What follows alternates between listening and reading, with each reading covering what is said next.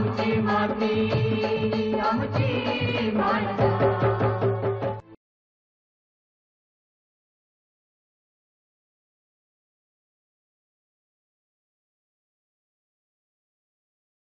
प्राचीन काळापासून भारत मसाला पिकांसाठी अग्रेसर आहे. 84 मसाला पिकांपैकी 66 मसाला पिकं भारतात होतात.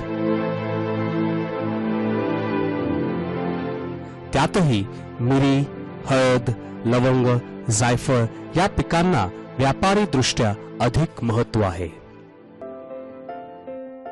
कोकणातील समुद्र किनारपट्टी लगतचं हवामान हे मसाला पिकांसाठी उपयुक्त आणि पोषक आहे.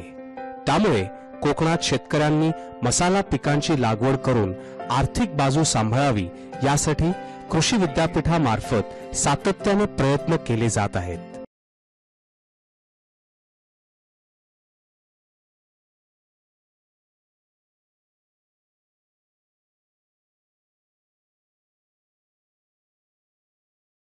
आपल्याला माहित आहे की कोकणाच्या या एक आगळ्या वेगळ्या भूप्रदेशामध्ये मसाला पिकांची लागवड अतिशय चांगली होते.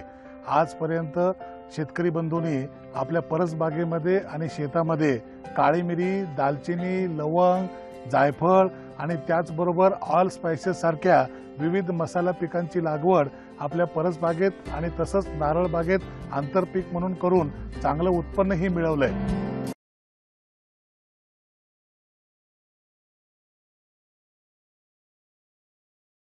या मसाला पिकांमध्ये काळी मिरी हे एक महत्त्वाचं पीक आहे. काळी मिरीला मसाला पिकांचा राजा असं म्हटलं जातं. कोकणातील काळं सोनं अशीही या काळी मिरीची ओळख आहे. आपल्या राज्यात तयार होणाऱ्या काळ्या मिरीचा चांगला वास आणि उत्कृष्ट दर्जा यामुळे काळी मिरीच्या जागतिक निर्यातीच्या 90% निर्यात ही केवळ भारतातून होते. आपल्याकडे इंग्रजांनी ज्याला अतिशय महत्त्व प्राप्त करून दिलं ती काळी मिरी, त्यांना त्याचं महत्त्व कळाल्यामुळे ज्या वेळेला त्यांनी आपल्या इथं राज्य केलं त्यावेळेला तिखटपणासाठी याचा वैद्यकीय आणि आयुर्वेदाचा गुणधर्म लक्षात घेऊन काळी मिरी मात्र त्यांनी पळवली आणि आपल्याला मिरचीसारख्या तिखट पदार्थाचा उपभोग घेण्यासाठी बळी पाडलं. असं होतं की आयुर्वेदामध्ये मिरचीला स्थान नाही, परंतु काळी मिरीचे जे काही वैद्यक शास्त्रातले महत्त्वाचे गुणधर्म आहेत त्याचा उपयोग मात्र मनुष्य प्राण्याच्या जीवनावर अतिशय चांगला होतो आणि याचंच एक कारण म्हणून ह्या काळी मिरीला प्रचंड मागणी आज बाजारपेठेत आहे. कोकण किनारपट्टीत नारळ सुपारी बागांच्या मध्ये मसाल्याची आंतरपिके घेतली जातात. या झाडांच्या बुंध्याशी काळी मिरीच्या वेलांची लागवड करून त्याचे वेल या झाडांच्या आधाराने वर सोडले जातात. शेतकरी बंधूंनो, आपल्याला माहित आहे की कोकणामध्ये काळी मिरी वाढवण्याची जी काही सांस्कृतिक किंवा पारंपरिक पद्धत आहे ती अशी आहे की आपल्या सभोवार जी काही माड, फणस, चिक्कू, नारळ, पोपळी, शिवण, सिल्वर ओक यासारखी जी झाडं आहेत त्याच्या बुंदामध्ये काळी मिरीचे वेल वाढवून साधारणपणे लागवडीपासून 3 ते 5 वर्षांनी त्याच्यापासून उत्पन्न घेतलं जात होतं आणि अशा प्रकारचीच प्रचलित पद्धती अजून बऱ्याच ठिकाणी कार्यान्वित आहे दिसते आपल्याला. अशी काळी मिरी चांगल्या प्रकारे जरी येत असली तरी त्याचं उत्पन्न हातात मिळवण्यासाठी किंवा त्याची काढणी ज्या वेळेला जानेवारी-फेब्रुवारीमध्ये येते त्यावेळेला मनुष्यबळ किंवा अपुरा मनुष्यबळ पुरवठा यामुळे ही काळी मिरी तात्काळ त्या शेतकऱ्याच्या हातात पैसे मिळवून देण्यासाठी उपयोगी ठरत नाही. कारण त्याच वेळेला आंब्याची कामं असतात, काजूची असतात, रोपवाटिकेची असतात आणि काही लोकांना भात शेतीचं कवळ तोडणं आणि बाकीची कामं करणं यामध्ये मजूर वर्ग सगळा गुंतलेला असतो. मग अशा परिस्थितीमध्ये ह्या काळी मिरीचं उत्पन्न घेण्यासाठी झाडावर चढून शिडीचा उपयोग करून ही काळी मिरी काढणं अतिशय कठीण होतं. या सर्व अडचणींवर मात करत डॉक्टर बाळासाहेब सावंत कोकण कृषी विद्यापीठाच्या अंतर्गत कृषी संशोधन केंद्र आवाशी इथे मर्यादित वाढणाऱ्या पुश पेपर या काळी मिरीचा विकास करण्यात आलाय.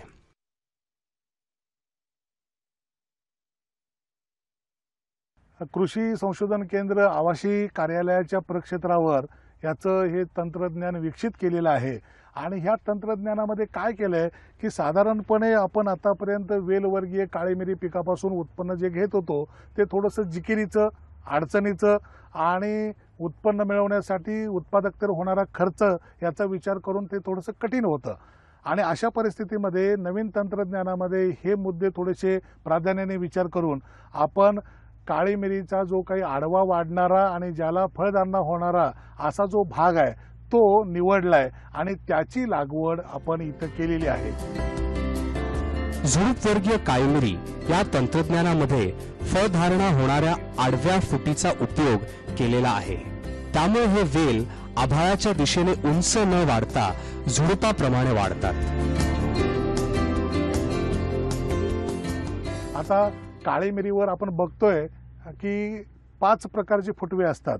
एक आकाशाकडे जाणारे, दुसरे जमिनीकडे जाणारे, तिसरे आडवे जाणारे, चौथे आकाशाकडे जाऊन परत झाडावरून खालीच्या दिशेला येणारे आणि 5वा प्रकार म्हणजे जमिनीवर लोळणारे किंवा त्याला रनर्स असं म्हटलं जातं। बुश पेपर या काळी मिरीची लागवड करताना आडव्या फुटव्याची निवड करून जमिनीमध्ये 5 ते 7 सेंटीमीटर एवढा भाग जाईल अशा पद्धतीने लागवड केली जाते। सशक्त आणि जोमदार वाढलेल्या काळी मिरीच्या वेलीची निवड करून बुश पेपर लागवडीसाठी 30 ते 35 सेंटीमीटर लांबीचा आडवा फुटवा 2 पानं ठेवून छाटला जातो। ह्या तंत्रज्ञानामध्ये आपण फक्त ज्याला फळधारणा होते अशा प्रकारचा आडवा फुटवा, ज्याला इंग्रजीमध्ये प्लॅजिओट्रॉपिक शूट आडवा फुटवा, आपल्या हाताला जसा येतो किंवा हात जसा असतो तसा आडवा फुटवा निवडलेला आहे। आणि हा निवडताना 3 पेर असलेला असा हा फुटवा निवडून आपण त्याच्यापासून ही अभिवृद्धी विकसित केलेली आहे। निवड केलेला फुटवा शक्यतो पॉलिथिन पिशवीत वाढवला जातो। 2 ते 2.5 महिन्याच्या कालावधीत 5 ते 7 पानं असलेलं 1.5 फुटाचं रोप यापासून तयार होतं। मुळातच मसाला पिकांना सावलीची आवश्यकता असते। अशा 2 महिन्याच्या वाढलेल्या रोपांची पुनर्लागवड शेडनेटमध्ये केली जाते। खड्डा काढण्यासाठी 1 बाय 1 बाय 1 फुटाचा आकार निवडावा आणि त्या आकाराने हा खड्डा काढावा। खड्डा काढताना एक लक्षात ठेवावं की त्याची माती जरा सगळ्या बाजूनी सारखी करून ठेवावी।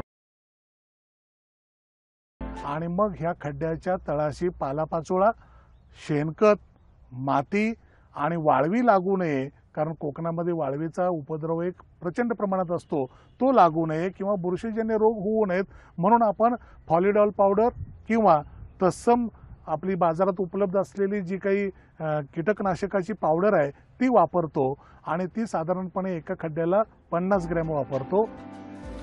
पाण्याचा निचरा चांगला होण्यासाठी खड्ड्याच्या तळाशी पालापाचोळा अशा प्रकारे टाकून तो सगळीकडे सारखा पसरून घेणं अतिशय गरजेची बाब आहे। आता हे करतायत त्याप्रमाणे हा पालापाचोळा पसरून घ्यावा।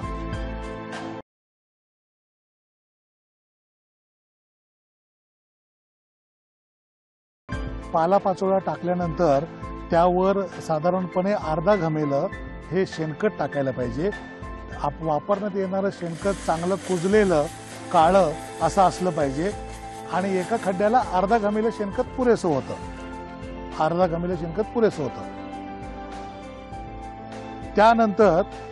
त्यानंतर मुळांचं पोषण चांगलं होण्यासाठी जर गांडूळ खत उपलब्ध असेल तर गांडूळ खत, नाहीतर मग कंपोस्ट खत, या दोन्हीपैकी एक साधारणपणे 2 मुठी टाकाव्यात। 2 मुठी गांडूळ खत साधारणपणे अर्धा घमेलं वापरतो आणि मुळांची वाढ जोमाने होण्यासाठी सिंगल सुपर फॉस्फेट नावाचं जे स्फुरदयुक्त खत आहे ते वापरतो।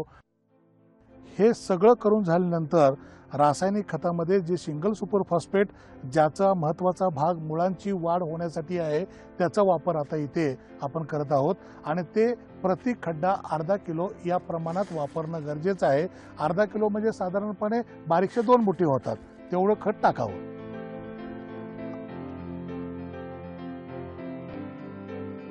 थरावर थर ह्या माती, शेणखत आणि लिंडेल पावडर अशी टाकून ती सगळी एकत्र मिसळून ह्या रोपांची लागवड करण्यासाठी हा खड्डा तयार करतो. खड्ड्याची माती जी आपण चारी बाजूला ठेवलेली आहे ती सगळी एकत्र करून खड्ड्यात भरून घ्यावी आणि खड्डा मातीने भरून घ्यावा सगळा.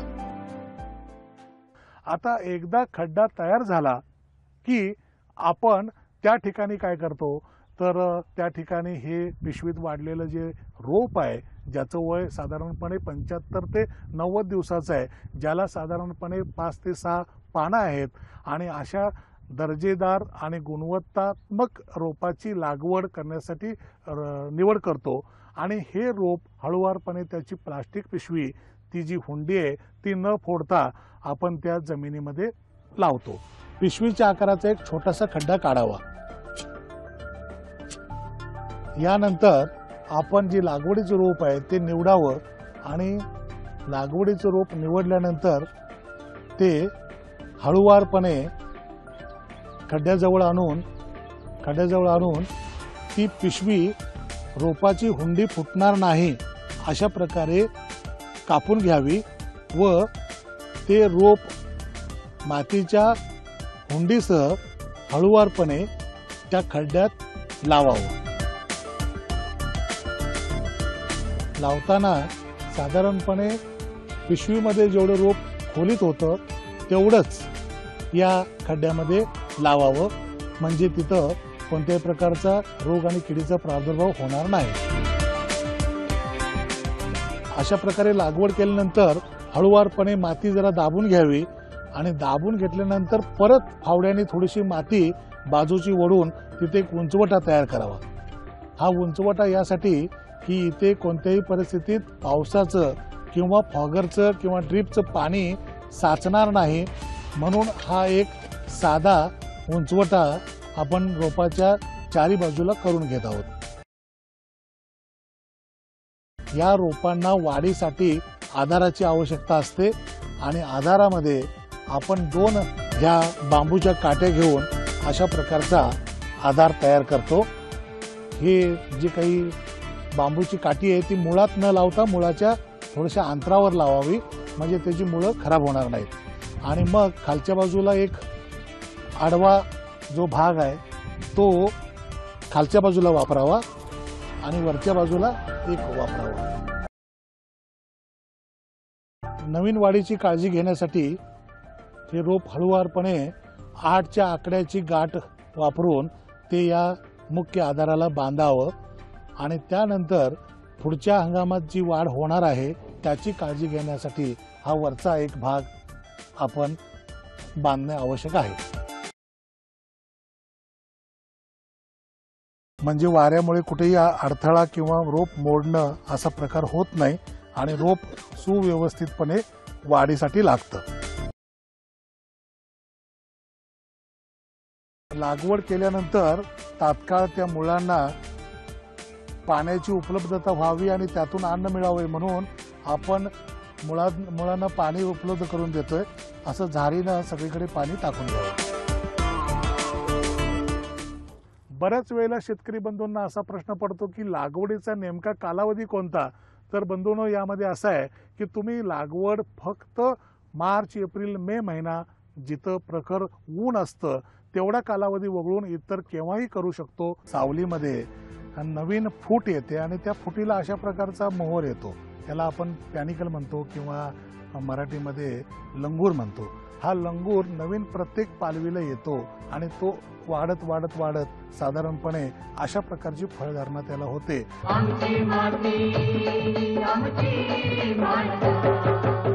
ह्या पिकाच्या पाणी व्यवस्थापनामध्ये आपण 2 प्रकारे पाणी देऊ शकतो. एक ड्रीप म्हणजे ठिबक सिंचनद्वारे, नाही दुसरं आपल्या स्प्रिंकलरद्वारे किंवा फॉगर्सद्वारे सुद्धा. त्याचा जो डिस्चार्ज आहे तो 16 लिटर पर आवर आहे आणि तेवढा डिस्चार्ज ह्या सीझनमध्ये किंवा ह्या हंगामात वापरावा लागतो. फॉगर्सद्वारे पावसासारखं पाणी याला दिलं जातं, त्यामुळे बुंद्यात पाणी साचून राहत नाही. लागवडीचा हंगाम कोणताही असला तरी शेडनेटमध्ये लागवड केल्याने त्याला नियंत्रित पाणी देणं शक्य होतं. शेडनेटमध्ये घेतलेल्या काळी मिरी या मर्यादित वाढीचा बुश पेपर काळी मिरीपासून आपल्याला पहिल्या वर्षापासून उत्पादन मिळायला सुरुवात होते. दुसऱ्या आणि तिसऱ्या वर्षापासून उत्पन्न वाढत जातं. वर्षभर उत्पन्न काळी मिरीचं मिळण्याचं कारण असं आहे की काय होतं, ह्या सावलीमध्ये नवीन फूट येते आणि त्या फुटीला अशा प्रकारचा मोहर येतो. त्याला आपण पॅनिकल म्हणतो किंवा मराठीमध्ये लंगूर म्हणतो. हा लंगूर नवीन प्रत्येक पालवीला येतो आणि तो वाढत वाढत वाढत साधारणपणे अशा प्रकारची फळधारणा त्याला होते आणि ह्या अवस्था सतत चालू असतात. आणि सतत चालू असल्यामुळे आपण बघाल ही अवस्था आता सध्या मोहराची आहे, ही नवीन मोहराची आहे, त्याच्यापेक्षा नवीन आलेला मोहर आहे तो आणखीन इथे आहे. तर हे सतत मोहर येण्याची प्रक्रिया आणि एकदा मोहर आले की तो पुढे वाढ होण्याची प्रक्रिया चालू राहिल्यामुळे वर्षामध्ये 4 ते 5 वेळेला आपण याचं उत्पन्न सहजपणे घेऊ शकतो.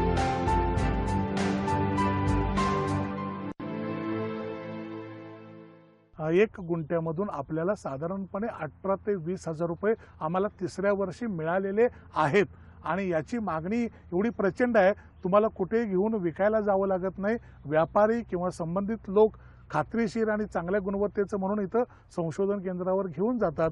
शेतकऱ्यांच्याकडे सुद्धा अशीच परिस्थिती आहे.